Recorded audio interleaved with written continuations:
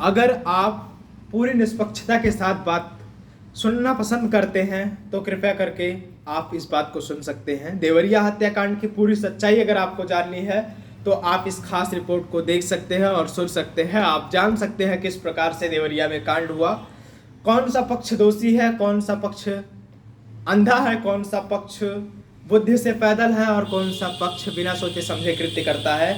ये पूरे प्रकरण को अगर आपको समझना है तो आप इस 10 मिनट की खास रिपोर्ट को देखकर जान सकते हैं। देवरिया हत्याकांड अब पूरे देश में सुर्खियां बटोर रहा है। जिस प्रकार से अब वहां पुलिस और प्रशासन अपनी नाकामियां दिखाने, नामर्दता दिखाने पहुंच चुका है, उससे यह सिद्ध होता है कि हत्या के बाद ही सारे कृत्य किए जाते हैं। जिस प्रकार से दुबे परिवार रो रो कर गुहार लगा लगा कर बार बार पुलिस के पास फोन कर रहा था कि हमारी हत्या हो रही है, हमें बचा लो, कृपया कर दो, मुझके मेरे ऊपर आ जाओ 100 नंबर वालों। लेकिन 112 नंबर के बार बार डायल होने के बाद भी उस गांव में 112 नंबर की गाड़ी नहीं आई।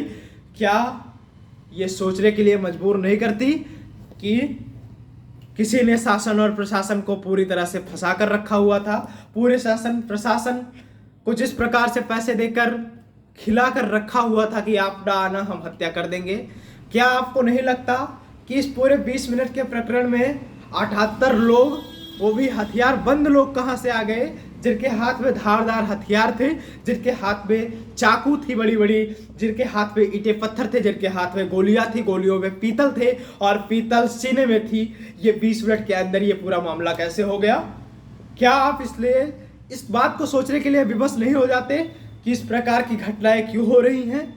क्यों इस पूरे प्रकरण पर लालू यादव और अखिलेश यादव, जो कि यादव के बड़े नेता माने जाते हैं, इस निर्लज्जता के साथ बयान दे रहे हैं? क्या यह बयान उनका आना उचित है या अनुचित है? किस प्रकार से वेरीफाइड अकाउंट से लालू यादव और अखिलेश यादव जिस प्रकार का ये कृत्य कर रहे हैं, क्या ये शोभनीय है? क्या दुबे परिवार की हत्या नहीं हुई है? क्या प्रेम यादव की बेटी जिस प्रकार से निर्लज्जता के साथ यह बयान दे रही है कि उस परिवार में एक जो बच्चा बचा हुआ है, अनमोल और देवेश दुबे, उसकी भी निर्मम हत्या कर देनी चाहिए, उसको भी फांसी पर टांग देना चाहिए? क्या प्रेम यादव की उस माफिया बिटिया की हत्या नहीं होनी चाहिए जो इस प्रकार की बात कर रही है? क्या उसके मुंह पर लगाम नहीं लगना चाहिए? क्यों नहीं लगनी चाहिए? अगर प्रेम यादव की हत्या हुई है तो प्रेम यादव के बाप भाई और उसका बेटा जाकर 10 लोगों की और हत्या करके आया है, क्या उसकी बेटिया को पता नहीं है? और अगर देवेश दुबे की या अनमोल दुबे की हत्या होनी चाहिए तो क्या प्रेम यादव की बिटिया की हत्या नहीं होनी चाहिए? क्यों नहीं होनी चाहिए? अगर देवेश दुबे को फांसी होनी चाहिए तो क्या प्रेम यादव की बिटिया और उसकी पत्नी को फांसी नहीं होनी चाहिए, जो इसमें सहभागिता बराबर की हिस्सेदार है, जो भूमाफिया का भू पर जमीनों पर कब्जा करता था? भूमाफिया प्रेम यादव जब अपने पति और बेटियों के नाम जमीनें रजिस्ट्री करा रहा था तब कहाँ गए थे ये लोग? किस प्रकार से पूरे सभी विद्यालयों का हक मार लिया करता था, बंजर जमीनों का हक मार लिया करता था, गरीब लोगों के लिए जो कॉलोनी आती थी उसमें घोटाला कर देता था, जिला पंचायत के रहते हुए जो पैसे आते थे रोड बनवाने के लिए उनमें घोटाला कर लेता था। क्यों वो समाजवादी द्वारा पोषित माफिया जिस प्रकार से एक पूरा भू माफिया बन चुका था, इस प्रकार का जो कृत्य कर रहा था, देवरिया जिले के अंतर्गत एक बाजार के अंदर इतना बड़ा भूभाग कब्जा कर रखा था, वो क्या भू माफिया नहीं था? गांव में जगह जगह लोगों की जमीनों को कब्जा कर रखा था उसने, क्या वो भू माफिया नहीं था? किस प्रकार के न्याय की बात करता है ये पूरा यादव समाज? कौन सा न्याय चाहिए इस यादव समाज को भाई? क्यों इस पूरे मामले को राजनीतिकरण कर रहे हो? क्यों इसको जातीय एंगल से देख रहे हो?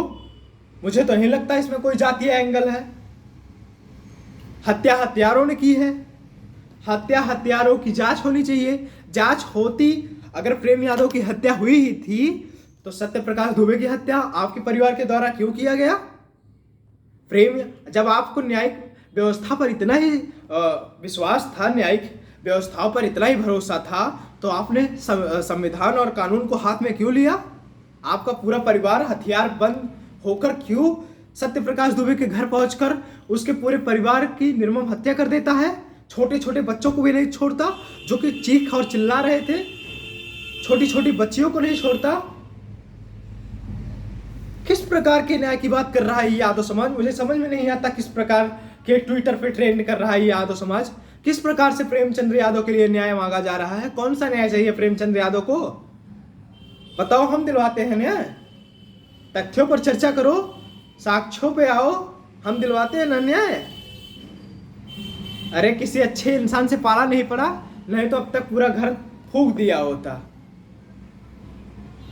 अब तक रोने के लिए मजबूर हो गए होते, बेदखल हो गए होते घर से। जो मुंह खुल रहा है ना, वो खुलता नहीं। मुंह छुपाने के लिए गोबर में भी स्थान नहीं मिलता अभी तक। ये जिस प्रकार की पूरी घटना है, बेहद ही शर्मसार कर देने वाली घटना है। अगर प्रेम यादव की हत्या हुई और अगर सत्य प्रकाश दुबे उसको बुलाते हैं, अगर वो जाता है या साजिश के तहत, किसी साजिश के तहत प्रेम यादव का कोई और दुश्मन सत्य प्रकाश के घर प्रेम यादव को बुलवाता है एक साजिश के तहत, उसके बाद सत्य प्रकाश दुबे के पूरे परिवार को घर के अंदर भेज देता है, उसके बाद निशंस हत्या कर देता है प्रेम यादव की, और वही फिर अपना अपराध छुपाने के लिए शासन प्रशासन को नहीं, प्रेम यादव के घर फोन कर देता है। प्रेम यादव के घर कई गुंडे, 78 गुंडे लगभग हथियारबंद खड़े हुए थे, मौजूद थे। 20 मिनट के अंदर वो आते हैं, पूरे हथियारबंद लोग इस पूरे परिवार को बर्बाद करके चले जाते हैं। और फिर भी प्रेम यादव और यादव के परिवार पूरा प्रेम यादव के साथ खड़ा है। वाह वाह, क्या जातीय एंगल लगाया है, वाह क्या बात है। सराहना जितनी भी की जाए वो कम है। इस प्रकार की घटनाएं सीखो, ब्राह्मण समाज के लोगों, सीख लो।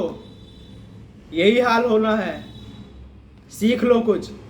एकत्रित नहीं रहोगे तो यही होगा। इसी प्रकार की घटनाएं होती रहेंगी। बताओ, ट्विटर पे ट्रेंड चल रहा है, प्रेम यादव को न्याय दो। कौन सा वो पुजारी था जिसको न्याय मिलना चाहिए? कईयों सौ लोगों की जमीन कब्जा करके रखा था, उसके बाद 5 लोगों की नृशंस हत्या करवा देता है, पूरी हत्या की फिराक में बैठा हुआ था। 20 मिनट के अंदर कहां से इतना वेपन्स आ गया? कहां से इतने हथियारबंद लोग आ गए? 78 लोग बुलाना 20 मिनट के अंदर मामूली होता है क्या? 78 लोग आकर किसी की हत्या 20 मिनट के अंदर करके चले जाएं, ये मामूली बात है क्या?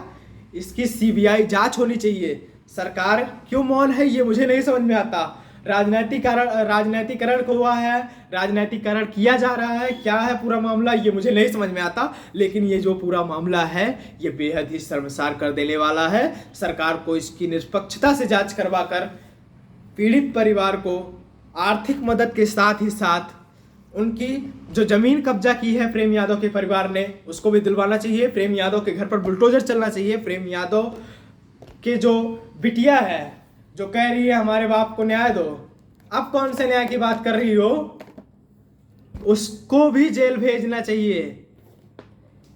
कई सारी धाराओं के तहत इन सब पर कार्रवाई होनी चाहिए। बाकी आप इस पूरे प्रकरण पर क्या समझते हैं, अपनी राय जरूर दें।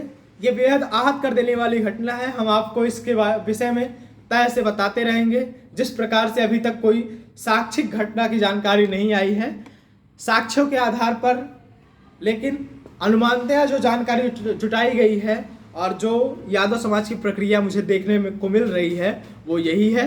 जिस प्रकार से यादव समाज को पूरे शर्मसार हो जाना चाहिए, जो कि ट्विटर पर ट्रेंड चला रहा है, प्रेम यादव को न्याय दो।